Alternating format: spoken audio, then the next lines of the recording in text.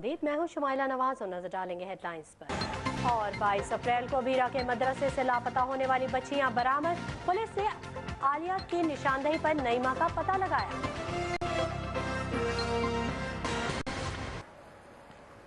उधर भीरा पुलिस ने 14 साल आलिया की निशानदेही पर 7 साल नईमा का पता लगा लिया। दोनों बच्चियां 22 अप्रैल को भीरा के मदरसे से लापता हो गई थीं। 14 साल आलिया और नईमा ने थाना भीरा में मीडिया को बताया कि 22 अप्रैल को एक खातून उनको मदरसे से ले गई थी। दोनों बच्चियों को भीरा से मदरसे मुंतकिल किया गया। वैगन ड्राइवर आरिफ ने मुबैना तौर पर बच्चियों को शाहिद गोंदल के हवाले किया।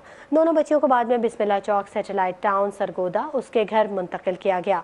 आलिया और नईमा ने बताया कि उनसे घरेलू काम लिया जाता था और तशद्दुद भी किया जाता था।